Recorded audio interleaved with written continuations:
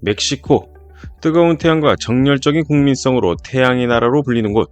아즈텍 문화와 마야 문화 등 다양한 문화유산과 독특한 민족성을 가진 나라입니다. 많은 이가 멕시코라고 하면 떠올리는 이미지는 많지만 한류와 곧장 연결되는 느낌은 아니죠. 이런 멕시코에서 최근 흥미로운 기사 하나를 접했는데요.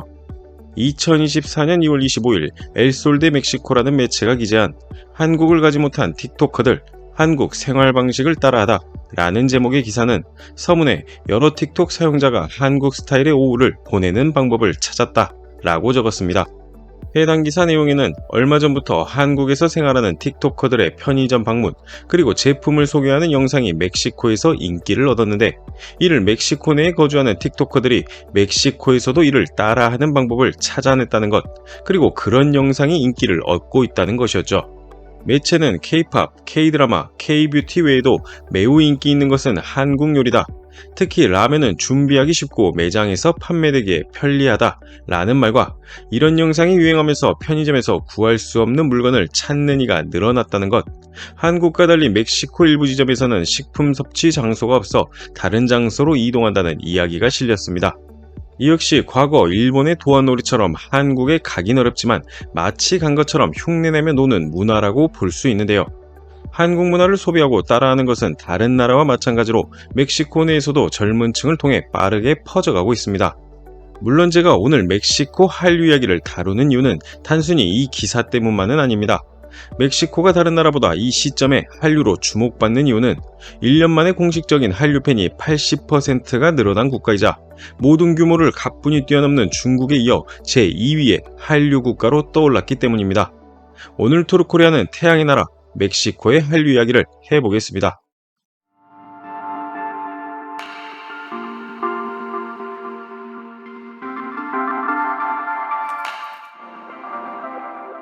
이 이야기를 먼저 해야겠죠. 한국국제교류재단이 최근 발간한 2023 지구촌 한류 현황에 따르면 한류 팬은 2012년 926만 명에서 2023년 12월 기준 2억 2,500만 명으로 늘어났습니다. 전세계 한류 팬, 정확히는 동호 회원만 따졌을 때 처음으로 2억 명을 돌파한 것이죠. 이는 지구촌 한류 현황을 처음 발간했던 2012년 926만 명 대비 24배 증가한 수치인데요. 비교적 한류 열기가 줄어들었다고 느끼는 분이 많음에도 전년도 대비 4,600만 명 증가한 수치입니다. 전세계 한류 동호회 수는 1,748개로 2012년 757개 대비 2.3배 늘었고 전년에 비해 64개 증가하는 등 지속해서 성장 중입니다. 한류 팬이 1억 명대에 처음 진입한 것은 2020년입니다. 그 숫자가 3년 만에 곱절이 된 것입니다.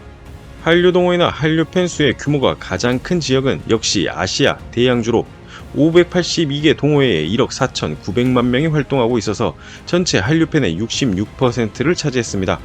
이 중 중국이 전세계 최대인 약 1억 명의 한류 팬이 활동하는 국가가 되었죠. 하지만 실질적으로 한류 팬 성장을 주도한 지역은 미주 지역입니다.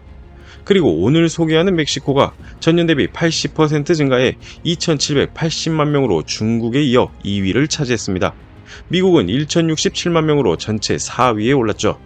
미국과 멕시코의 한류 팬들은 팬데믹 기간 전세계 두 번째로 한류 콘텐츠를 많이 소비한 곳이 되었고, 이는 콘텐츠 소비에서 한국어 배우기, 한식 체험 등 생활 한류 중심의 한류 4.0으로 진화하는 밑거름이 되고 있다고 분석했습니다. 멕시코는 어떻게 이런 한류 팬 증가폭을 보인 것일까요?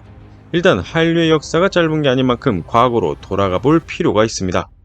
멕시코 한류 역시 그 파이가 작을 뿐 아주 오래전부터 존재했습니다. 사람마다 의견은 조금 다르지만 2002년 한일 월드컵을 통해 한국이라는 나라가 멕시코에 알려졌고, 이후 별은 내 가슴에 드라마 재방영이 큰 인기를 얻었습니다. 흥미로운 건 이미 1998년 해당 드라마가 다른 나라에서 성공 후 멕시코에 진출했지만 실패했었다는 건데요.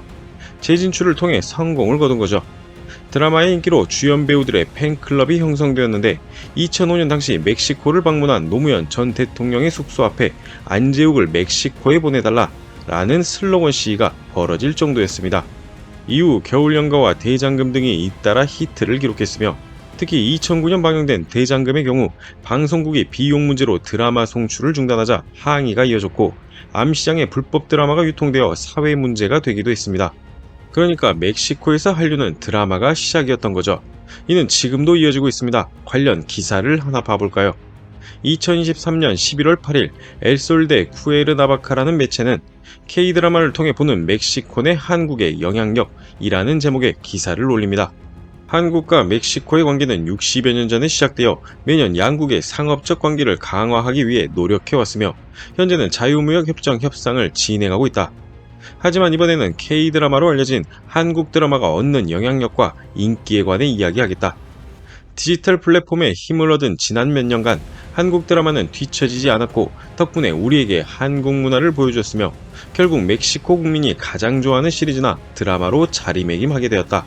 우리는 한국 드라마의 무엇을 높게 평가할 수 있을까?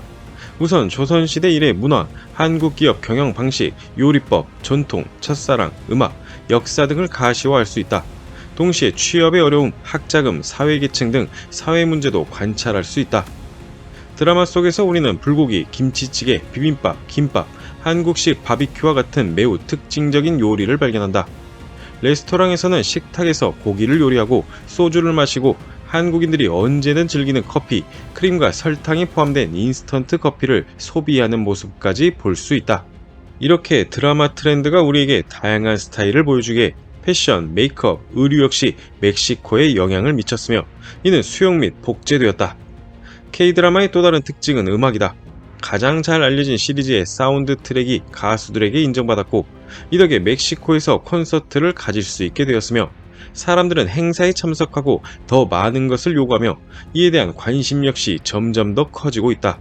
동시에 한국 드라마를 자막 없이 즐기고 싶고 노래를 이해하고 부르고 싶고 언젠가 그 나라를 방문해 소통하고 싶은 호기심을 발견하면서 한글이나 한국어를 배우고 싶어한다. 이 영향으로 멕시코에는 맛집, 슈퍼마켓, 콘서트, 한국어를 배울 수 있는 곳이 늘어나고 SNS를 통해 홍보까지 되면서 같은 취향을 가진 친구들과 만나 주말이면 찾아갈 수 있는 곳이 되고 있다. 기사를 보면 어떤 느낌이 드시나요? 사실 이 기사 안에 멕시코 내 한류가 폭발적으로 증가하는 이유가 담겨 있습니다. 멕시코에서는 2000년대 후반 SNS를 통해 드라마의 관심이 K-팝으로 이동되었고 그 이후에는 멕시코 내 한류 팬들이 이를 자체적으로 번역하거나 재창조하는 활동이 이어졌으며 서문과 위 기사처럼 단순히 한국이 만든 컨텐츠가 아닌 한국인의 삶, 한국인의 행동 방식까지 유행하게 된 것입니다.